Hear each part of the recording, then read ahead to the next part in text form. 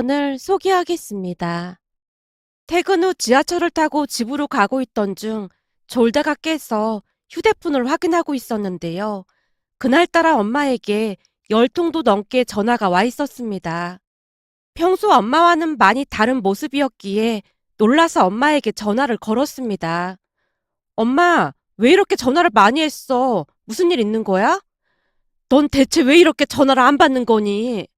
지하철 타고 집에 가는 중인데 깜빡 졸았어. 왜? 무슨 일인데 그래? 지금 어디쯤 온 거야? 다음에서 내릴 것 같아. 지금 집이 발칵 뒤집어졌어. 뭐? 집이 뒤집어지다니 그게 무슨 말이야? 혹시 집에 도둑이라도 든 거야? 지금 도둑이 문제가 아니야. 네 오빠랑 언니가 싸우고 난리가 났어. 그러니까 빨리 좀 와봐. 내가 뜯어 말리고 있는데 둘 다 눈이 돌아가서 들어먹질 않아. 뭐? 오빠랑 새언니가 왜 싸워? 넌 빨리 집에 오기나 해봐. 엄마 이러다 쓰러질 것 같으니까. 엄마가 많이 지친 목소리로 재촉하고 있었습니다. 그 말에 지하철에서 내리자마자 무작정 집을 향해 뛰기 시작했고 잠시 후 가쁜 숨을 몰아쉰 채 집으로 들어갔습니다. 문 앞에서 기다리고 있던 엄마가 반가운 듯 제 손을 덥석 잡았어요. 왜? 무슨 일인데 그래? 몰라. 아까부터 저러고 싸우고 있다. 내가 뜯어 말려도 듣지를 않아. 오늘따라 쟤들이 왜 저러는지 모르겠다. 금방이라도 눈에서 눈물이 쏟아질 듯 엄마의 두 눈에 눈물이 가득 맺혀 있었습니다. 그런 엄마를 뒤로 한 채 오빠와 새언니에게 다가갔는데요. 두 사람은 이미 제정신이 아닌 상태로 제가 도착한 것도 모르고 있었어요. 당신 진짜 너무 이기적인 거 아니야? 난 당신이 이런 사람인 줄은 진짜 꿈에도 몰랐어. 내가 너무하긴 뭐가 너무해? 당신이야말로 너무 이기적인 거 아니야? 내가 이기적이긴 뭐가 이기적이라는 거야. 요즘 세상에 어떤 여자가 시댁 가족들하고 같이 살겠어? 세상에 나 같은 사람이 있는 줄 알아? 새언니가 억울함 가득한 목소리로 소리치고 있었어요. 너 뭐라고 했어? 시댁 가족들하고 같이 살아? 이보세요. 이번 삐뚤어져서도 말은 바로 해야지. 지금 이 상황은 그런 상황이 아니잖아. 당신이 시어머니를 모시긴 언제 모셨다고 그래? 그럼 지금 같이 사는 건 뭔데? 지금 이 상황은 엄마가 우리 도와주려고 같이 사는 거잖아? 엄마가 현우 봐주려고 와 있는 거 뻔히 알면서 당신 지금 엄청 이기적인 거 아니야? 내가 뭘 그렇게 이기적이라는 거야? 새언니가 주먹까지 움켜쥔 채 오빠를 노려보고 있었습니다. 그동안 내가 말은 안 했지만 엄마가 집안 살림도 거진다다시피 했잖아.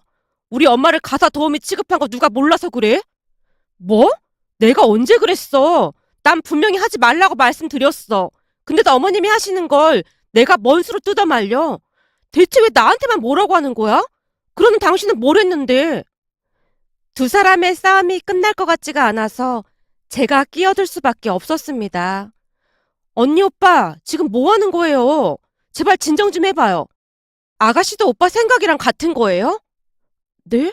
아니에요. 저는 그런 생각한 적 없어요. 근데 오빠가 왜 저러는 거예요? 이제 보니 이 집안에서 저만 남인 것 같네요. 그냥 저만 사라져주면 될 것 같네요. 새언니가 눈물까지 글썽이며 하소연을 하고 있었습니다. 언니, 저는 진짜로 그렇게 생각한 적 단 한 번도 없었어요. 그동안 맞벌이 하느라 언니 고생한 거 다 아는걸요? 그러니까 제발 진정 좀 하세요. 화살이 제게로 날아오는 모양새였기에 저도 모르게 뒷걸음질을 치고 있었어요. 그날 새언니의 모습은 그동안 알고 있던 모습과는 전혀 다른 모습으로 아무래도 그동안 쌓였던 게 폭발한 듯해 보였습니다. 결국 제가 두 사람을 중재한 뒤 소파에 앉히고 물었어요. 가족이 살다 보면 불만이 있기 마련이잖아요. 그러니까 허심탄회하게 얘기해보자고요. 그럼 새언니부터 불만을 말해보세요. 물론 어머님이 현우를 봐주신 건 많이 감사하게 생각하고 있어요. 근데 그동안 그만큼 스트레스도 많이 받았어요. 새언니 입에서 스트레스라는 말이 튀어나오자마자 오빠가 자리에서 벌떡 일어나서 다시 소리쳤습니다. 스트레스는 당신만 받았는 줄 알아? 그동안 우리 엄마도 내내 당신 눈치 보느라 엄청 스트레스 받았을걸? 오빠, 자꾸 이럴 거야? 지금 오빠한테는 발언권이 없어. 그러니까 조용히 하고 우선 들어. 지금 이런 식이면 대화 자체가 불가능하잖아. 얼른 앉아. 제가 그 어느 때보다 단호한 목소리로 오빠를 말렸습니다. 시댁 가족들하고 같이 살다 보면 새언니 입장에서는 당연히 스트레스를 받았을 것 같긴 해요. 그런 부분을 우리가 미리 챙겼어야 했는데 미처 생각을 못해서 죄송해요. 그럼 어떤 부분에서 스트레스를 받았는지 말해주겠어요? 우선은 어머님이 새벽부터 일어나셔서 거실에서 왔다 갔다 하시는 게 너무 불편했어요. 마치 저보고 빨리 일어나라고 하시는 것 같았거든요. 근데 다들 아시겠지만 저는 야근도 많이 하고 집에 와서도 현우 챙겨야 해서 항상 피곤하거든요. 저한테 10분은 1시간이나 마찬가지인데 어머니께서 자꾸 그러시니까 잠을 자도 잔 것 같지가 않았어요. 예, 그건 오해다. 난 절대 그런 마음이 아니었어. 난 그저 니들 아침밥 챙겨 먹이려고 그랬던 것뿐이야. 그것 때문에 네가 불편했다면 내가 미안하구나. 나중에 다시 얘기할 거니까 엄마도 우선 그냥 듣고만 있어. 또 불편한 게 뭐가 있었어요? 그리고 식사 끝나면 제가 설거지를 한다고 해도 어머니께서 설거지를 하고 계셔서 식사하는 내내 불편해서 제대로 먹을 수가 없었어요. 식사하고 나서 소화제를 먹은 게 한두 번이 아니었거든요. 그럴 수도 있었겠네요. 그리고 또요. 그리고 제 옷은 제가 세탁한다고 했는데도 굳이 세탁하시다가 옷이 엉망이 됐을 때도 너무 스트레스를 받았어요. 새언니가 끝도 없이 불만사항을 늘어놓고 있었는데요. 그때 제 심정은 참담하기 그지 없었다고 해야 할까요? 새언니가 말한 그 모든 것은 엄마가 새언니를 도와주기 위해 애쓰던 부분이었거든요. 아침 일찍 출근을 하는 아들 며느리가 혹여나 배가 고플까 싶어 매일같이 따뜻한 국에 새 반찬까지 만들어서 상을 차려줬는데 오히려 그런 엄마의 마음을 왜곡하는 것 같아 마음이 아리다 못해 생채기가 난 듯 쓰리고 아파왔습니다. 억장이 무너졌다는 표현이 가장 맞는 표현일 것 같습니다. 하지만 새언니에게는 저도 시댁 가족이었기에 그러한 말을 절대 입 밖으로 꺼낼 수도 없었습니다. 그 와중에 만약 제가 반박을 했더라면 팔이 안으로 굽는다는 말을 증명하는 것밖에는 안 될 것 같아 보였으니까요. 그 뒤에도 새언니는 많은 불만을 토로했고 가만히 듣고 있던 제가 조용히 물었습니다. 그럼 언니는 우리가 어떻게 했으면 좋겠어요? 이제는 우리 세 식구만 살아보고 싶어요. 두 사람 많이 바쁜데 그럼 현우는 어떻게 하고요? 그건 우리가 알아서 할 생각이에요. 그리고 엄마가 가지고 있던 돈까지 합해서 이런 큰 집으로 이사를 한 건데 그럼 집을 다른 데로 이사하고 엄마한테 돈을 돌려주겠다는 말인 거죠? 저도 양심이 있는데 당연히 그래야죠. 알겠어요. 그럼 엄마랑 저는 앞으로 따로 나가 살도록 할게요. 그럼 다 해결된 거죠?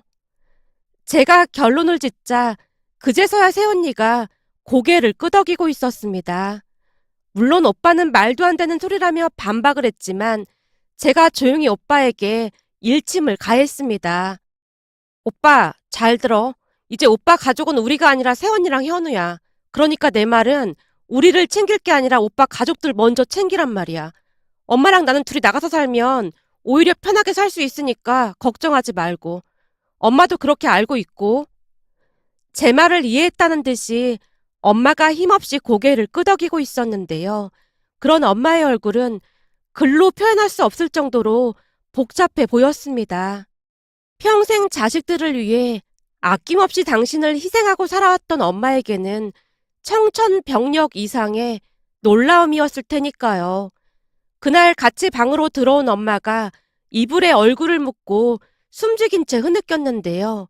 그 모습을 지켜보던 제 마음도 갈기갈기 찢겨나가는 그런 느낌이었습니다. 그렇게 우리는 오빠 부부 집에서 나가기 위해 집을 알아보기 시작했고 같이 지내는 동안 집안에는 찬바람이 불고 있었기에 어느 날 엄마가 말을 꺼냈어요. 난 당분간 동생 집에 가 있을까 해. 이모 집에? 어, 그렇잖아도 동생이 같이 살자고 하는 걸 내가 싫다고 했는데 이렇게 된 김에 동생이랑 같이 공기 좋은 곳에 전원주택 짓고 살까 한다. 현우 아니면 내가 여기 있을 이유도 없잖니. 그러니까 너 혼자 지낼 집 알아봐. 진짜 괜찮겠어? 안 괜찮을 건 또 뭐야? 동생도 나도 외로운 사람끼리 의지하고 살면 좋지 뭐. 며칠 전과는 다르게 엄마의 얼굴이 조금은 편해 보이는 모습이었습니다. 결국 엄마는 이모와 함께 공기 좋은 곳에 내려가서 살기로 결정을 했고 오빠와 새언니에게도 알렸는데요. 그 말을 듣던 새언니 입에서 이상한 소리가 튀어나왔습니다. 그럼 아가씨는 우리랑 같이 살래요? 네? 그게 무슨 말이에요? 그러니까 제 말은 어머님도 안 계신데 아가씨 혼자 살게 되면 아무래도 어머님이 걱정하실 거 아니에요. 그리고 우리도 걱정이 될 것 같고요. 요즘 세상이 너무 험하잖아요. 그래, 넌 우리랑 같이 살면 되겠다. 우리 어차피 30평대로 이사 갈 거라 같이 가도 되겠다. 오빠랑 새언니가 말도 안 되는 소리를 하고 있었기에 제가 어이없다는 표정으로 되물었습니다. 아니, 언제나 우리가 불편해서 셋이서만 살고 싶다면서요. 그렇긴 한데 저도 양심이 있지. 아가씨 혼자 살게 되면 걱정이 돼서 도저히 안 될 것 같아요. 걱정하지 마세요. 보안 잘 된 곳으로 가면 되니까요. 화가 치밀어 올라 두 사람에게 쏘아붙이고 싶었지만 꾹 참은 채 방으로 들어가 버렸습니다. 저를 따라 들어오던 엄마가 조용히 물었어요. 넌 그냥 오빠네랑 같이 살지 그래. 지금 이 와중에 나보고 같이 살라고? 엄마는 그게 말이 된다고 생각해? 그건 그렇긴 한데 네 새언니 말처럼 너 혼자 두고 가려니까 영 발길이 안 떨어져서 그래. 싫어. 다들 정신이 어떻게 된 거 아니야? 집안을 발칵 뒤집어 놓을 정도로 난리가 났었는데 같이 살라니? 난 절대 그렇게 못해. 라며 제가 단박에 거절을 했습니다. 그렇게 엄마는 쫓기듯 이모 집으로 갔고 두 분이 내려가서 살 집을 물색하고 있었습니다. 그리고 저는 홀로 집을 알아보러 다니고 있었는데요. 어느 날 퇴근 시간에 맞춰 새언니에게 전화가 걸려왔습니다. 아가씨, 지금 퇴근하는 중이에요? 네, 지금 집에 가고 있어요. 그럼 집 앞 카페에서 잠깐 얘기 좀 할 수 있을까요? 그냥 집에서 해도 되지 않나요? 아가씨한테 기니 할 말이 있어서 그래요. 그날따라 새언니의 목소리가 많이 심각해 보였기에 우선은 알았다고 하고 카페로 향했는데요. 사실 그 사건 이후로는 심경이 많이 복잡해진 채 새언니를 자연스레 마주하기가 많이 어려웠습니다.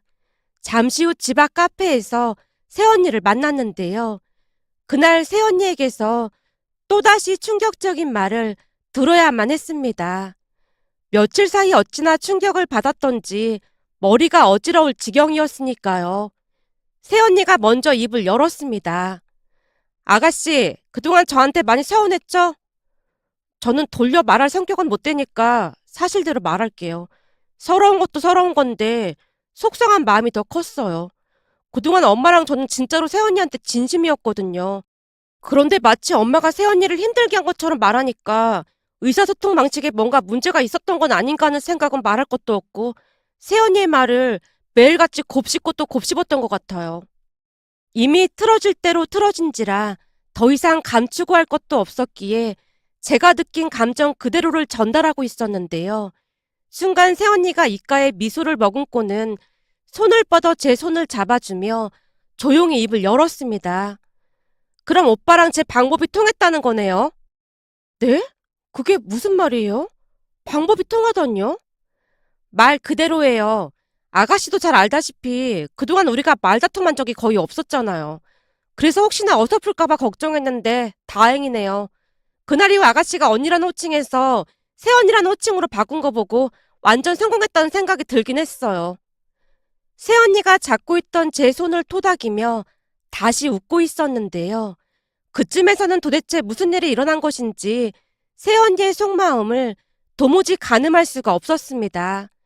제가 어리둥절한 얼굴로 새언니를 바라보고 있자 새언니가 다시 입을 열었어요. 아가씨, 이건 어머님한테 꼭 비밀로 해야 해요. 약속할 수 있는 거죠? 우선 말을 들어봐야 할 것 같은데요. 사실 그날 오빠랑 제가 다툰 이유는 다 어머님 때문이었어요. 알고 있어요. 새언니가 그날 서운했던 거 다 말했잖아요. 사실은 그게 아니에요. 라며 앞에 놓인 차를 한 모금 마시던 새언니가 속마음을 털어놓기 시작했습니다. 사실은 두 사람이 다투기 한 달 전쯤 이모가 집에 놀러 왔었다고 하네요. 두 분이 엄마 방에서 이런저런 대화를 하느라 새언니가 퇴근해서 집에 온 사실을 미처 눈치채지 못했다고 합니다. 집에 들어서던 새언니가 신발을 보고 이모가 왔다는 것을 알아차렸다는데요. 평소 이모가 집에 자주 놀러 오곤 했으니까요. 두 분께 인사를 드리기 위해 걸음을 옮기던 새언니의 귀에 이모의 목소리가 들려오더랍니다. 언니는 언제까지 이러고 살 거야? 내가 뭘. 쟤들 언니 몸 아픈 것도 모르지? 내가 몸이 아프긴 어디가 아프다고 그래. 그때 의사가 그랬잖아. 간 수치도 안 좋고 무릎도 많이 안 좋다고. 그렇지 않아도 젊었을 때부터 고생이란 고생은 다 한 사람이 그동안 내내 현우 얻고 했으니 그 무릎이 나만 아겠어? 거기다 간 수치도 안 좋다고 하니까 내가 걱정이 이만저만이 아니야. 난 괜찮으니까 너 그런 말 절대 입 밖으로 꺼내지도 마. 몸이 아프면 아프다고 해야지. 그걸 왜 숨기냔 말이야. 너도 알다시피 지영이가 속이 얼마나 깊니. 근데 내가 아프다고 하면 난리를 칠 게 분명하잖아. 먹고 살려고 발버둥 치고 있는데 자식들한테 도움이 되지 못할 망정 내가 짐이 되면 안 되는 거잖아. 그러다 잘못되기라도 하면 그게 더 큰 짐이 되는 거 몰라서 그래? 그 정도면 언니도 할 만큼 한 거야. 그러니까 이제는 나랑 같이 공기 좋은 곳에 가서 편히 쉬면서 살자. 언니만 오케이 하면 난 당장이라도 그럴 수 있어. 그동안 내가 받은 곳도 몇 군데 있거든. 내가 없으면 힘들어서 안 돼. 우리 며느리 퇴근하면 녹초가 되는데 와서 살림하고 현우 챙기고 그러다 병 날 거야. 언니, 이러다 언니가 먼저 쓰러진다니까. 그냥 두면 어떻게든 다 해결이 되게 되어 있어. 그게 인생사인 거야. 부모가 언제까지 따라다니면서 자식들 뒤치다거리를 다 해주려고 그래. 자식들 고생할 거 뻔한데 나만 편하게 못 산다. 내가 없으면 앞으로 무슨 일이 일어날지 눈앞에 선한데 나 혼자 어떻게 편하게 발 뻗고 살겠어. 난 절대 그렇게는 못해. 이건 며느리가 악하기라도 하면 그냥 될 대로 되라고 하고 손을 놔버릴 텐데 우리 며느리는 어찌나 착한지 눈에 밟혀서 절대 그렇게 못해. 그렇긴 하지. 조카 며느리가 참 착하긴 하지. 그럼 우리 며느리는 하늘에서 내려준 것 같다니까. 속이 얼마나 깊은지 몰라. 언제부턴가는 옷을 입는데 주머니에서 자꾸 5만 원짜리가 나오는 거야. 5만 원짜리? 언니가 넣어두고 잊고 있었던 돈인가 보네. 나도 처음에는 그런 줄 알았는데 몇 달 동안 계속해서 돈이 나오는 거야. 아무리 생각해도 이상하길래 우리 딸이 넣어뒀나 해서 물어봤거든. 언니 딸이 절대 그럴 리가 없지. 그 무뚝뚝한 것이 직접 주면 줬지. 설마 그랬겠어? 똑똑한 건 좋은데 너무 똑 부러져서 가끔은 무섭기까지 하다니까. 네 말이 맞아. 역시나 자기는 그런 적이 없다고 하더라고. 그래서 내가 며느리한테 물어봤더니 절대 아니라고 딱 잡아떼더라고. 그 말에 대체 뭔 일인가 싶더라니까. 그럼 누가 그런 건데? 누구긴 누구겠어. 어느 날 내가 외출하고 돌아와 보니까 며느리가 장롱문을 열고는 옷에다 돈을 넣고 있더라고. 뭐? 그럼 며느리가 그랬단 말이야? 그냥 주면 되지. 참 복잡하게 사네. 그야 내가 절대 안 받으니까 넣어둔 모양이더라고. 세상에나 참 속이 깊긴 깊어.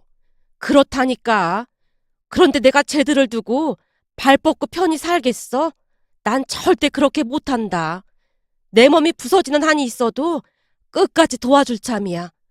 죽으면 어차피 썩어질 몸 아껴서 뭐 하겠어. 거기다 몇 년 전에 안사돈까지 그렇게 되셨잖니. 친정엄마도 없는데 나라도 옆에서 잘 챙겨줘야지. 거기다 바깥사돈도 혼자 계셔서 가끔 반찬도 만들어서 들려보내고 그러는데 이 와중에 나 혼자 편히 살겠다고 내가 어떻게 그러겠어. 난 절대로 그렇게 못해. 엄마의 목소리에서 그 어느 때보다 단호함이 묻어났다고 하네요. 그날 일에 대해 한참 동안을 이야기하고 있던 새언니에게 제가 물었습니다. 그럼 엄마 때문에 그랬단 말이에요? 네, 어머님도 이제는 좀 편히 사셔야 하잖아요. 근데 우리가 설득을 해도 절대 말을 들으실 분이 아니잖아요. 아가씨, 어머님 그동안 고생만 하셨는데 이제는 좀 편히 사셨으면 해요. 그동안 단 한 번도 당신을 위해 사신 적이 없으셨잖아요. 새언니의 말에 눈물이 앞을 가려서 세상이 온통 뿌옇게 보였습니다. 엄마 딸인 저는 그런 생각을 해본 적이 단 한 번도 없었으니까요. 엄마가 우리에게 희생하는 게 당연하다는 생각마저 하고 있었으니까요.